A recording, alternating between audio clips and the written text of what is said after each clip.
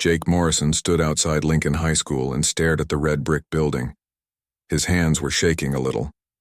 He tried to stop them, but they would not listen.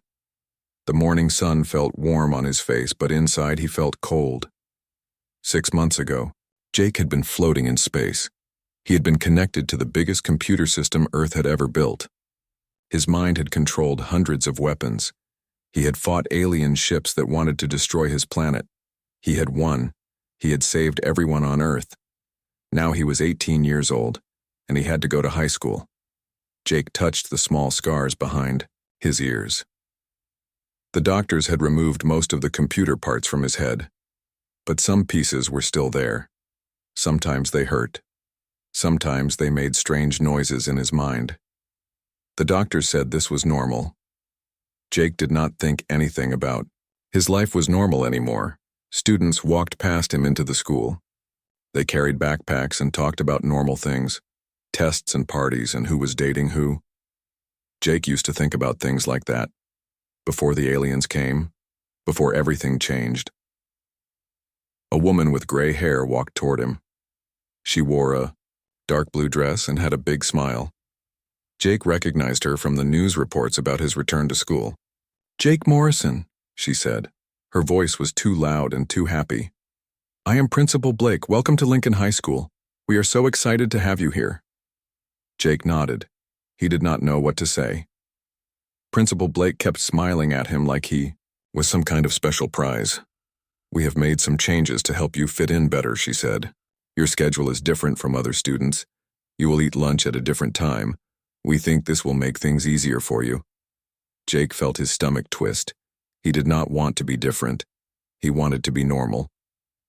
"Can I just have a regular schedule like everyone else?" Principal Blake's smile got smaller. "Well, we thought you might need some special help after everything you have been through." "I just want to be a normal student," Jake said. "Of course," Principal Blake said, but her smile was gone now. "Let me show you to your first class." They walked through the hallways. Students stopped talking when they saw Jake. Some of them pointed at him. Others took pictures with their phones. Jake heard whispers following him. "That's him. The war hero. He killed like 1,000 aliens. I heard he has robot parts in his brain. He looks so normal." Jake's enhanced hearing picked up every word. The military had improved his senses to help him fight better. Now he could hear things he wished he could not hear. Principal Blake stopped at a classroom door. "This is your chemistry class. Mrs. Foster is expecting you." Jake walked into the room. 20 pairs of eyes looked at him. The talking stopped. It was so quiet Jake could hear the clock on the wall ticking. "Class," said Mrs. Foster. "This is Jake Morrison. He will be joining us this semester." A few students whispered to each other. Jake found an empty seat near the back. He sat down and tried to make himself small.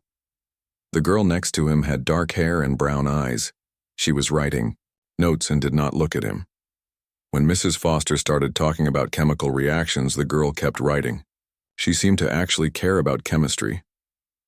Halfway through class, Jake realized he had forgotten to bring a pen. His enhanced memory usually helped him remember everything, but normal things like pens seemed impossible to keep track of. He looked around. Everyone else was writing notes. He felt stupid. Here he was, someone who had controlled Earth's most advanced weapons, and he could not remember to bring a pen to chemistry class. The girl next to him noticed him looking around. She quietly put an extra pen on his desk. She did not make a big deal about it. She just gave him the pen and went back to her notes. "Thank you," Jake whispered. She nodded but did not look at him. "No problem." Jake picked up the pen and tried to write down what Mrs. Foster was saying. For the first time in months, he felt almost normal. Just for a few minutes, he was not the famous war hero. He was not the kid with robot parts in his brain. He was just a student who needed to borrow a pen. When the bell rang, students packed up their things quickly. Jake moved slower. He was not in a hurry to face the hallways again. The girl with the dark hair was still there. She looked at him for the first time. "I'm Emma Rodriguez. she said. Jake Morrison, he said. Then he felt silly. Everyone knew who he was. I know, Emma said. But she did not say it like the other people did. She said it like it was just a normal, "Hun. See you tomorrow." She left and Jake sat alone in the empty classroom. Mrs. Foster was cleaning the whiteboard. "How was your first class, Jake?" she asked. "It was okay," Jake said. "Chemistry can be tricky. If you need any extra help, just let me know." Jake nodded. He stood up and walked toward the door. In the hallway, students were rushing to their next class. Jake looked at his schedule. Math class was next. As he walked through the hallway, he heard more whispers. But he also remembered Emma Rodriguez giving him a pen like it was no big deal. Maybe there were other students who would treat him like a normal person. Jake found his math classroom and sat down. The teacher introduced him to the class just like Mrs. Foster had done. More stares, more whispers. But Jake thought about the pen Emma had given him. He thought about how she had said his name like he was just another student. When lunchtime came, Jake sat alone at a table in the corner of the cafeteria. He ate a sandwich and watched other students laugh and talk with their friends. He missed his old friends, the ones who had fought beside him in space. Most of them had not made it home. A group of boys walked past his table. The biggest one had blonde hair and looked like he played football. Jake heard him talking to his friends. "Look at the war hero eating all by himself," the boy said. His voice was loud enough for Jake to hear. "I guess saving the world doesn't make you popular in high school." The other boys laughed. Jake kept eating his sandwich. He did not look up. His enhanced reflexes wanted him to stand up and fight, but he stayed in his seat. This was not the kind of fight he knew how to win. The rest of the day passed slowly. More classes, more stares, more whispers. When the final bell rang, Jake walked out of the school and toward the bus stop. His first day was over. He had survived. Tomorrow he would come back and do it again. Maybe it would get easier. Maybe Emma Rodriguez would let him sit next to her in chemistry class again. Maybe other students would start to see him as just another person instead of a famous war hero. Jake got on the bus and found a seat by the window. As the bus pulled away from Lincoln High School, he looked back at the red brick building. 6 months ago, he had been fighting aliens in space.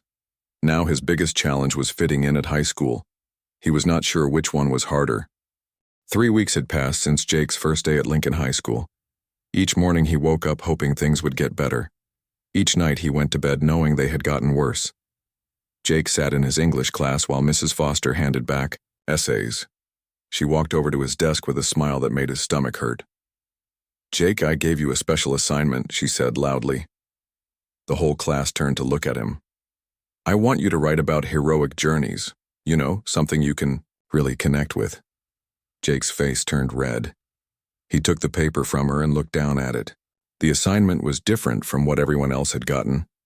While other students wrote about books or movies, he was supposed to write about real heroes, about himself.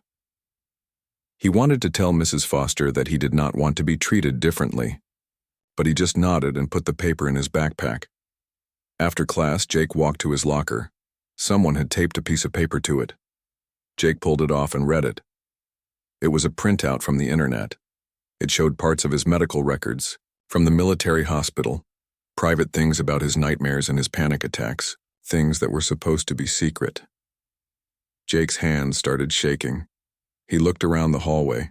Students were walking by like nothing had happened, but someone here had put this on his locker. Someone here had his private medical information. He crumpled up the paper and threw it in the trash. But he knew other people had probably seen it. He knew copies were probably being shared online. In his guidance counselor's office, Mr. Harrison sat behind his big desk. He had Jake's file open, in front of him. "Jake, I think you might be happier in our special program," Mr. Harrison said. "We have classes for students who need extra attention, students who have been through difficult experiences." "I want to stay in regular classes," Jake said. "But don't you think you would fit in better with other students who understand what you've been through?" Jake knew what Mr. Harrison really meant. He wanted to put Jake somewhere else so he would not make the other students uncomfortable, so he would not be a problem. "I just want to be normal," Jake said. Mr. Harrison sighed. Jake, you saved the entire world. That's not normal. Maybe it's time to accept that. Jake left the office feeling more alone than ever. In the hallway, he saw Emma Rodriguez at her locker. She was the only person who still treated him like a regular student. She still let him sit next to her in chemistry class. She still said hello when she saw him. But even Emma seemed different now. Sometimes, Jake caught her looking at him with a worried expression. Sometimes she seemed like she wanted to say something but did not know how. At lunch, Jake sat alone again. The blonde football player Brad Collins walked by with his friends. Jake had learned his name from hearing other students talk about him. Brad was popular and mean. He seemed to enjoy making other people feel bad. "Hey, Morrison," Brad said, stopping at Jake's table. "I saw your medical records online. Pretty crazy stuff. Nightmares about dead aliens, panic attacks. Maybe you should be in a mental hospital instead of our school." Jake's enhanced hearing picked up every word. He also heard students at other tables turning to listen. Brad was talking loud enough for everyone to hear.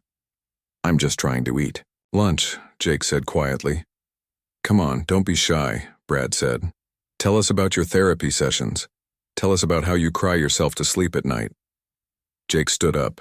His military training kicked in automatically. He could see exactly how to take Brad down. He could have him on the floor in 2 seconds, but he forced himself to stay still. "Leave me alone," Jake said. Brad laughed. "What are you going to do? Have a panic attack? Start crying about your dead friends?" Jake walked away. He left his lunch on the table and went to the bathroom. He locked himself in a stall and tried to control his breathing. His heart was beating too fast. His hands were shaking again. He pulled out his phone and called his therapist, Dr. Warren. She answered on the second ring. "Jake, are you okay?" "I can't do this," Jake said. "I can't keep pretending to be a normal teenager. Everyone knows about my medical records. They know about my panic attacks and my nightmares. They're using it against me." "Who leaked your medical records?" Dr. Warren asked. "I don't know. Someone at school. Someone who thinks it's funny to humiliate me." "Jake, this is not okay. Your medical information is private. We need to report this." "To who?" "The principal who wants me to eat lunch alone. The counselor who wants to put me in special classes. Everyone here thinks I'm broken." That afternoon, Jake had history class with Mr. Wright. Mr. Wright was young and tried to make his lessons interesting. Today he was talking about the Alien War. "This is recent history," Mr. Wright said. "Some of you probably remember watching the news about the invasion. Jake, since you were actually there, would you like to share your experience with the class?" Jake felt everyone looking at him. He did not want to talk about the war. He did not want to relive those memories in front of a bunch of teenagers who thought his trauma was entertainment. "I'd rather not," Jake said. "Come on," Mr. Wright said. "This is a great opportunity for the class to hear from someone who was actually involved in these historic events." Brad Collins raised his hand. "Mr. Wright, maybe Jake is too traumatized to talk about it. I read online that he has PTSD and panic attacks. Maybe we shouldn't force him to relive his trauma." Brad said it like he was being helpful, but Jake could hear the meanness in his voice. Other students giggled.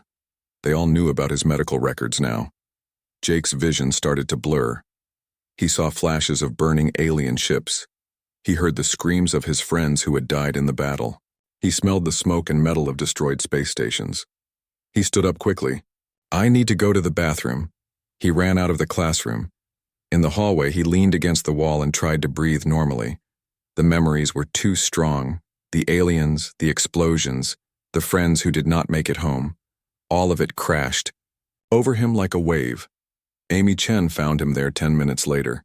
She was a quiet girl who sat near him in math class. Jake had noticed her before, but they had never really talked. "Are you okay?" Amy asked. Jake looked at her. She had worried eyes and a gentle voice. "I'm fine." "No, you're not," Amy said. "I heard what happened in history class. I heard what Brad said." "You probably think I'm crazy too," Jake said. Amy sat down on the floor next to him. "My brother died in the war. He was on one of the orbital Defense platforms, I know what it's like to lose people you care about. Jake looked at her with surprise. He had not known about her brother. People think because we're young we should just get over it, Amy continued. They think we should move on and be normal teenagers. But some things change you forever. For the first time in weeks, Jake felt like someone understood him. Amy knew what it was like to lose people in the war.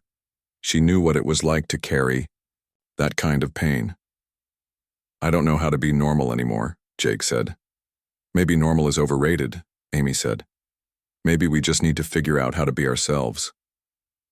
They sat in the hallway together until the bell rang. Jake felt a little less alone. Maybe Amy was right. Maybe he did not need to be normal. Maybe he just needed to figure out who he was now. But as students filled the hallway and Jake saw Brad Collins walking toward them with his usual smirk, he knew his problems were far from over. The bullying was getting worse. His private life was becoming public entertainment, and he was running out of strength to keep fighting a war he did not know how to win. Jake thought things could not get worse. He was wrong. On Monday morning, Jake woke up to dozens of messages on his phone. His Aunt Lisa was already awake, making coffee in the kitchen. She looked worried. "Jake, you need to see this," she said. She showed him her laptop screen. Someone had made a fake video of Jake. In the video, Jake was crying and talking about how much he enjoyed killing aliens. The voice sounded like him, but Jake had never said those things. The video looked real, but it was completely fake. "This is all over the internet," Lisa said. "It's been shared thousands of times since last night." Jake felt sick. He had never said he enjoyed killing anyone. The war had been horrible. He had nightmares about the people who died. But now everyone would think he was some kind of monster who liked violence. "Who would do this?" Jake asked. "I don't know," Lisa said. "But we're going to find out. I'm calling the school right now." At school, Jake could feel everyone staring at him. Students whispered and pointed. Some of them showed him their phones, with the fake video playing. Jake kept his head down and walked to his locker. Someone had written "killer" on his locker door in red marker. Jake tried to wipe it off, but the marker would not come off easily. Emma Rodriguez walked up to him. "I saw the video," she said. "I know it's fake." "How do you know?" Jake asked. "Because I've been sitting next to you for weeks. I've seen how you react when people talk about the war. You don't like talking about it, you don't enjoy it. Someone made that video to hurt you." Jake felt grateful that Emma believed him, but he worried that she was one of the few people who would. In first period, Mrs. Foster looked at Jake differently. She seemed scared of him. She did not call on him during class. She did not even look at him directly. During lunch, Jake sat with Amy Chen. She was one of the only students who still wanted to sit with him. "People are idiots," Amy said. "Anyone who knows you can tell that video is fake." "But most people don't know me," Jake said. "They just see a war hero who they think enjoys killing." "Then we need to show them who you really are," Amy said. Brad Collins walked over to their table with his usual group of friends. He was smiling, but it was not a nice smile. "Hey, Morrison," Brad said. "Saw your video last night. Pretty disturbing stuff. Talking about how much you love killing aliens. Makes me wonder what you might do to humans." "That video is fake," Jake said. "Sure it is," Brad said. "That's what all the psycho killers say." Jake stood up. His enhanced reflexes were screaming at him to fight. Every muscle in his body was ready for violence, but he forced himself to stay calm. "I'm not a killer," Jake said. "The video says otherwise," Brad said. "Maybe you should transfer to a different school, somewhere they specialize in helping dangerous kids like you." Jake walked away. He could hear Brad laughing behind him. He could hear other students talking about the video. By now, everyone in school had probably seen it. After school, Jake and his Aunt Lisa went to meet with Principal Blake. Principal Blake's office felt cold and unwelcoming. "Mrs. Morrison," Principal Blake said to Lisa, "we're very concerned about Jake. This video has upset a lot of parents. They're worried about having him in classes with their children." "The video is completely fake," Lisa said. "Jake never said those things. Someone is cyberbullying him." We understand that's what you believe, Principal Blake said. But we have to think about the safety of all our students. What are you saying? Lisa asked. We think it might be best if Jake finished his education through our online program. He could learn from home instead of coming to school. Jake could not believe what he was hearing. You want to kick me out because someone made a fake video about me? We're not kicking you out, Principal Blake said. We're offering you an alternative that might be more comfortable for everyone. You mean more comfortable for everyone else, Jake said. Not for me. Lisa stood up. This is discrimination. Jake is the victim here. Someone violated his privacy and created fake content to hurt him. And your solution is to punish him? We're trying to do what's best for everyone, Principal Blake said. What's best for everyone is finding out who did this and stopping them, Lisa said, not hiding Jake away like he's done something wrong. They left the principal's office without agreeing to anything. But Jake could tell that the school wanted him gone. They did not want to deal with the controversy. It was easier to make him disappear than to solve the real problem. That night, Jake had the worst nightmare he had experienced in months. He dreamed about the alien ships burning. He dreamed about his friends dying in space, but in the dream he was enjoying it.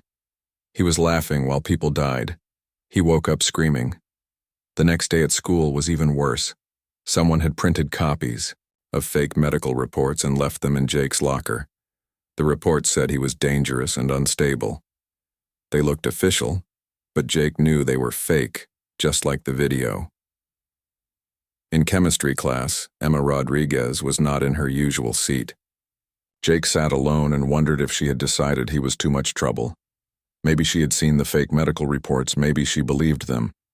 After class, Jake found Emma at her locker. She looked upset. Are you okay? Jake asked. I should be asking you that, Emma said. I heard about the fake medical reports. This is getting out of hand. I thought maybe you were avoiding me, Jake said. Emma looked at him with surprise. Why would I avoid you? Because everyone else is. Because I'm becoming toxic. Because being around me makes people targets too. Emma closed her locker and faced him. Jake, you saved the entire world. You were 17 years old and you saved everyone on this planet. Do you really think I'm going to avoid you because some bullies are spreading lies? I don't feel like a hero, Jake said. I feel like a freak who doesn't belong anywhere. You belong here, Emma said. This is your school too. These bullies don't get to decide who belongs and who doesn't. But Jake was not sure she was right. Every day felt like a battle he was losing. The fake video kept spreading online. More fake documents appeared in his locker. Students avoided him in the hallways. Teachers looked at him with suspicion.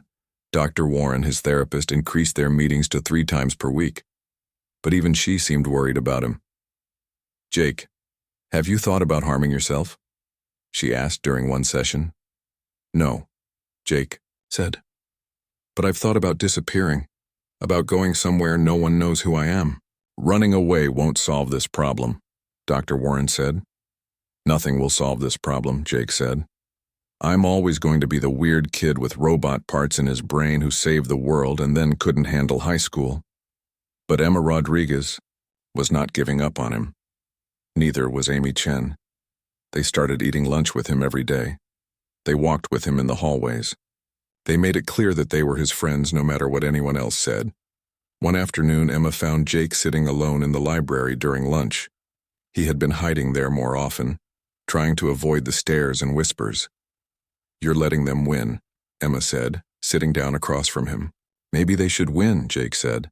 Maybe everyone would be happier if I just disappeared. You faced down an alien invasion fleet, Emma said. You saved billions of lives. Are you really going to let a bunch of insecure teenagers defeat you? That was different, Jake said. In space, I knew who the enemy was. I knew what I was fighting for. Here, I don't even know who I am anymore. Emma leaned forward. Then maybe it's time to figure that out. Maybe it's time to stop letting other people define who you are. Jake looked at her. For the first time in weeks, he felt a spark of something. That might be hope. Maybe Emma was right. Maybe he had been fighting the wrong battle. Maybe instead of trying to be normal, He needed to figure out who Jake Morrison really was. But first he needed to survive the war that Brad Collins and his followers were waging against him. And that war was about to get much worse. Jake Morrison made a decision on Thursday morning. He was done running away. He was done hiding in the library. He was done letting bullies control his life. The change started small. When Brad Collins made a joke about Jake's fake video during lunch, Jake did not walk away. Instead, he stood up and looked Brad in the eyes. "That video is fake and you know it," Jake said. His voice was calm but strong. "Making jokes about fake content makes you look stupid, not funny." Brad seemed surprised. He was used to Jake walking away. "What are you going to do about it, robot boy?" "Nothing violent," Jake said. "I don't solve problems by hurting people, but I'm not going to let you lie about me anymore." Other students had stopped eating to watch. Jake could feel everyone looking at him. But for the first time in months, he did not care about the stares. "You can keep making jokes," Jake continued. "You can keep trying to make me feel bad. But I know who I am. And I know that you're just a bully who picks on people because you're insecure about yourself." Jake walked away, but this time he was not running. He was choosing to leave. There was a difference. Emma Rodriguez found him after lunch. "I saw what happened with Brad," she said. "You were amazing." "I was terrified," Jake said. "But I was tired of being scared all the time." "What changed?" Emma asked. "You did," Jake said. "When you told me to stop letting other people define who I am, I realized you were right. I've been so focused on trying to be normal that I forgot I'm not normal. And that's okay." That afternoon, Jake went to Dr. Warren's office. But instead of talking about his problems, he had an idea. "I want to start a support group at school," Jake said. "For students who are dealing with trauma or bullying or just feeling like they don't fit in." Dr. Warren looked surprised. "That's a big step, Jake. Are you sure you're ready for that?" "I'm not sure about anything," Jake said. "But I'm tired of feeling sorry for myself. Maybe if I help other people, it will help me too." "That's very mature thinking," Dr. Warren said. "I can help you set it up through the school." Jake's first group member was Amy Chen. She came to the meeting in an empty classroom after school on Friday. "It's just us?" Amy asked. "For now," Jake said. "But I think other people will come once they know it's safe." They talked about losing people in the war. They talked about feeling different from other students. They talked about how hard it was to be young and deal with things that most adults never experienced. "I'm glad you're doing this," Amy said. "I've felt so alone since my brother died." "You're not alone anymore," Jake said. The next week, 2 more students joined their group, then 3 more the week after that. Word spread quietly through the school that there was a place where students could talk about difficult things without being judged. But Jake's biggest change came when he decided to tell his own story. Emma Rodriguez had been helping him with his writing skills. She suggested he create a presentation about what it was really like to be a war hero. "Don't talk about the battles," Emma said. "Talk about how it felt. Talk about the fear and the loneliness and the difficulty of coming home." Jake worked on the presentation for 2 weeks. He wrote about his nightmares. He wrote about losing his friends in space. He wrote about how hard it was to be normal after doing something so extraordinary. "I want to share this with the whole school," Jake told Emma. "Are you sure?" Emma asked. "That's going to make you very vulnerable." "I'm already vulnerable," Jake said. "But now I want to be vulnerable on my own terms." Principal Blake was hesitant when Jake asked to give his presentation during a school assembly. "Jake, are you sure this is a good idea?" she asked. "Some of the content might be disturbing for younger students." "It's the truth," Jake said. "And I think students deserve to hear the truth instead of fake videos and made-up stories." The assembly was scheduled for the following Friday. Jake spent the week practicing his presentation. His hands shook every time he thought about standing in front of the entire school. But Emma and Amy helped him prepare. "Remember," Emma said, "you're not trying to make them like you. You're trying to make them understand you." Friday came too quickly. Jake stood backstage in the school auditorium and listened to Principal Blake introduce him. His heart was beating so fast he could hear it in his ears. Students and faculty, Principal Blake said. Jake Morrison has asked to share his story with you today. Please give him your attention and respect. Jake walked onto the stage. The auditorium was full of students and teachers. He could see Brad Collins sitting in the third row with his arms crossed. He could see Emma and Amy in the front row giving him encouraging smiles. Jake took a deep breath and began to speak. My name is Jake Morrison.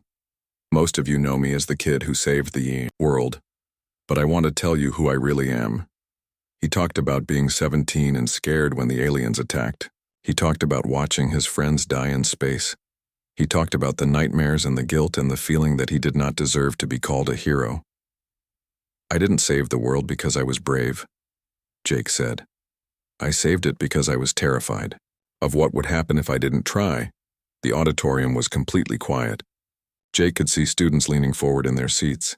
Even Brad Collins was listening. When I came back to Earth, I thought the hard part was over, Jake continued. But learning to live with what I had done was harder than fighting aliens. Coming back to high school was harder than commanding a space fleet. Jake talked about the bullying and the fake videos. He talked about feeling like a freak who didn't belong anywhere. I let other people tell me who I was supposed to be, Jake said. I let bullies make me feel ashamed of my experiences, but I'm not ashamed anymore. He looked directly at Brad Collins. To the people who made fake videos about me, who shared my private medical information, who tried to make me feel like a monster. You failed.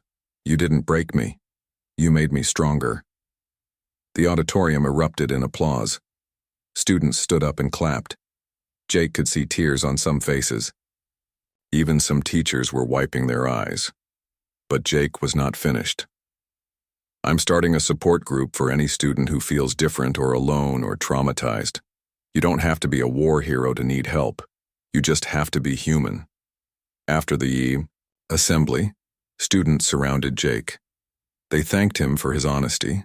They asked about joining his support group.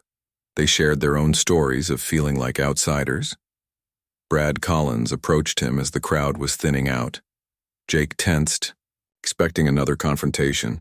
Morrison, Brad said. His voice was different, quieter. I owe you an apology. Jake was shocked. What? I was jealous of you, Brad said. You did something incredible when you were 17. I'm 18, and the most impressive thing I've done is throw a football. I took my insecurity out on you, and that was wrong. Thank you, Jake said. That means a lot. Brad nodded and walked away.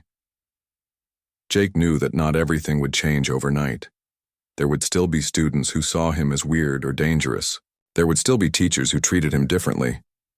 But something fundamental had shifted. Jake was no longer hiding from who he was.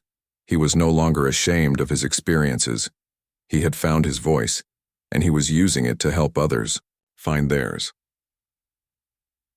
3 months later, Jake's support group had grown to 25 students. Emma Rodriguez had become his closest friend and eventually something more. Amy Chen had found her own confidence and was running for student council. At graduation, Jake walked across the stage to receive his diploma. The entire auditorium stood and applauded. But this time, Jake knew they were not applauding the war hero. They were applauding the young man who had learned to be vulnerable, to be honest, and to help others. Jake Morrison had saved the world, once in space. But his real victory had happened in the hallways of Lincoln High School, where he had learned that being a hero meant being human.